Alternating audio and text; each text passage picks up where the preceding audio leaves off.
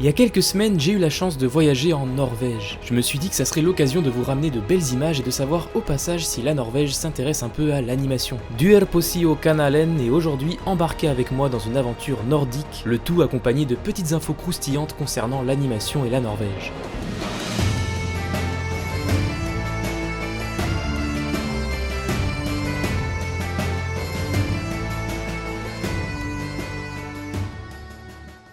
Commençons par un peu de contexte. Je suis parti en Norvège pendant presque 2 semaines en compagnie de mes parents et de mon petit frère.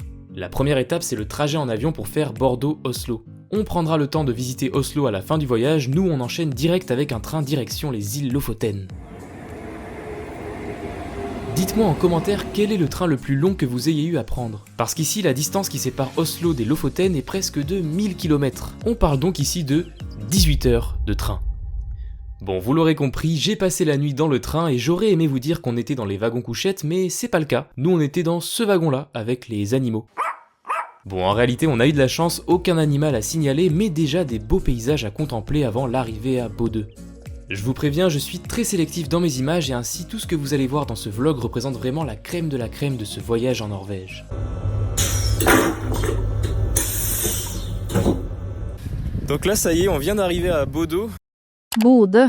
La nuit dans le train de 18h, ça vient de se passer là. C'était honnêtement ma pire nuit ever, très clairement. Mais là ça va, on a atterri, donc on découvre un petit peu la ville de Bodø qui est pas méga impressionnante pour l'instant, donc je sais pas trop si je vais vous faire beaucoup d'images de ça. Mais demain on prend encore un bateau pour aller aux îles Lofoten, le vrai centre d'intérêt de la Norvège pour lequel on fait ce voyage, donc j'ai hâte qu'on y soit. Bon, j'ai quand même pris quelques images de Bodø, au final c'était la première ville norvégienne qu'on découvrait, ça nous plongeait déjà un peu dans le décor.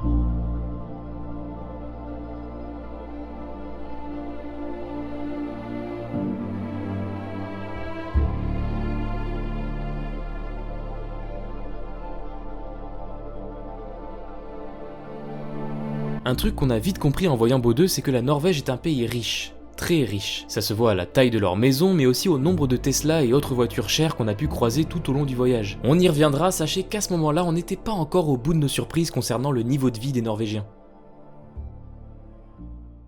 Après une nuit passée à Bodø, nous embarquons maintenant dans le bateau qui nous amène enfin aux îles Lofoten. On est ici déjà plongé dans des décors surprenants, des décors qui ne nous délivrent pas encore toute leur grandeur puisqu'ils sont en partie cachés par la brume et la météo grisâtre. On arrive donc à notre premier stop au Lofoten, la ville de A, ou plutôt devrais-je dire la ville de O. Dans l'alphabet norvégien, le A est bien la première lettre, mais ça ce n'est pas un A, c'est un O et c'est la dernière lettre de leur alphabet. Alors à O, qu'est-ce qu'on retrouve? Eh bien principalement des mouettes. Beaucoup de mouettes.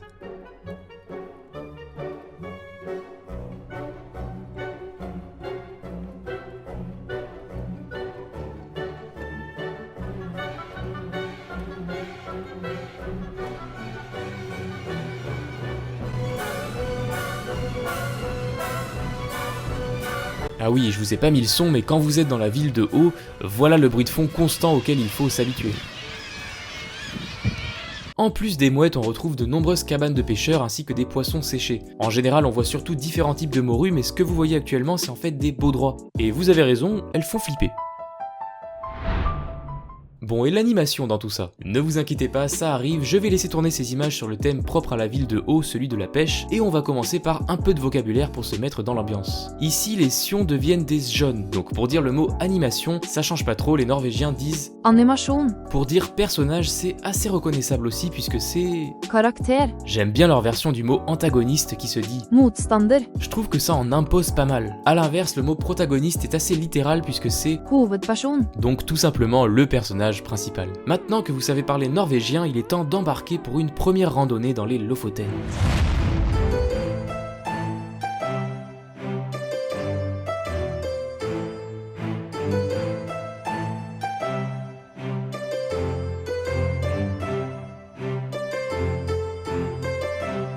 Bon, la rando ça creuse, il va être temps de se nourrir. Alors, qu'est-ce qu'on mange en Norvège? Eh bien, je ne peux pas vous répondre, je n'ai fait aucun resto norvégien puisque, je vous le rappelle, la Norvège est un pays riche, donc un pays cher. J'ai noté quelques exemples qui devraient vous donner une idée, je précise que tous les prix ne sont pas en euros à la base, je vous les ai traduits. J'ai donc vu au Lofoten des canettes de coca vendues à 5 € l'unité, une petite baguette de pain ça coûte 6 €, un petit sandwich baguette au saumon c'est 12 € et une pizza c'est en moyenne 25 €. Résultat, voilà le repas type qu'on s'est fait presque tous les midis, du salami premier prix, une sorte d'emmental pas ouf qui coûte quand même 25 € au kilo, le tout mis sur des biscottes Wassa insipides en guise de pain.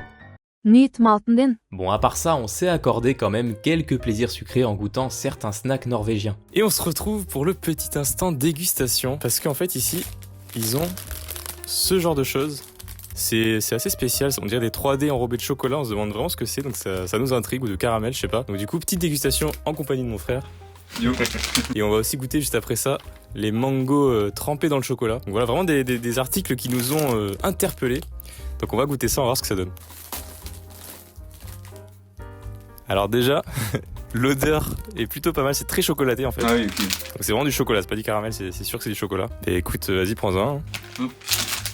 Ah, c'est vraiment un 3D enrobé de chocolat quoi. C'est littéralement un 3D enrobé de chocolat, je vous montre ça. Et vas-y, let's go, hein. Moi j'en ai un double du coup.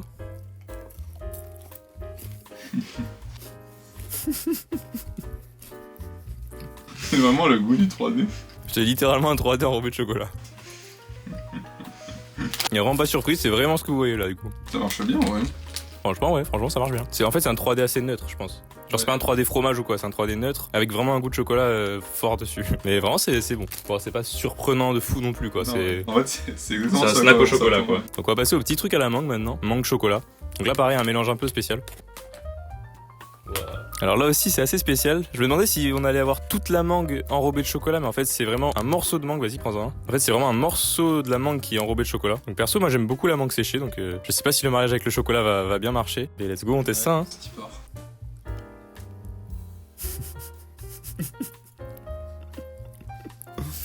La texture est bourrine.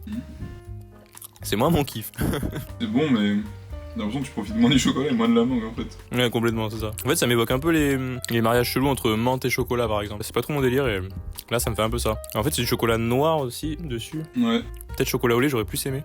Du coup, je pense que j'aimerais mieux la mangue toute seule. ouais, moi aussi. Bon, voilà, c'était la petite dégustation de ces produits insolites. Parce que ça, vraiment, quand on est arrivé en Norvège, les Smash, c'était le produit qui mettait en avant partout. Mais en tout cas, voilà, notre curiosité est comblée. Je vais faire goûter ça aussi au reste de ma famille. Puis on se dit à plus pour de nouvelles aventures.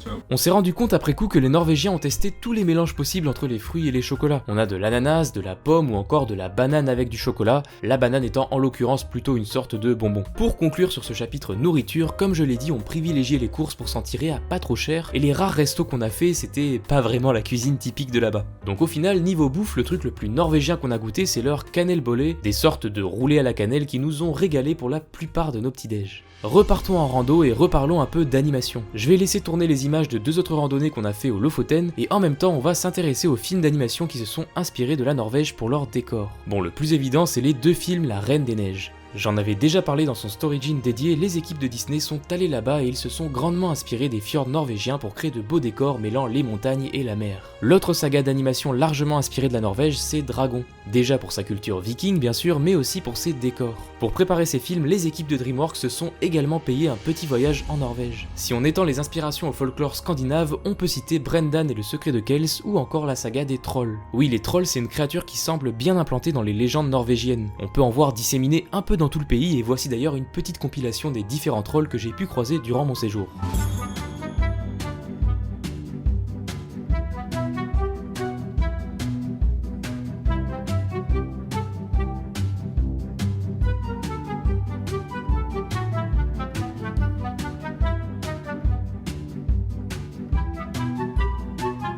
Bon, quand on est en pleine randonnée, on ne croise pas que des trolls, on croise aussi des choses surprenantes. Quand on se balade dans les Lofoten, voilà ce qu'on peut croiser. Un os de baleine. C'est probablement un bassin de baleine ou un truc comme ça. Cette relique se trouvait juste à côté de Buns Beach, une plage réputée comme l'une des plus belles des Lofoten. Et en effet, cet endroit est assez magique en son genre. En fait, ces paysages sont tellement rares et impressionnants que c'est finalement plutôt normal de voir beaucoup de films d'animation s'en inspirer. Je pense que c'est le bon moment pour se quitter sur ces belles images, mais sachez qu'il me reste encore pas mal d'aventures norvégiennes à vous partager. Pensez à vous abonner pour être sûr de ne pas louper la suite de ce vlog. Si tout se passe bien, ça devrait arriver d'ici 2 semaines sur la chaîne. Sur ce, Deva CEO, ciao ses neste gang.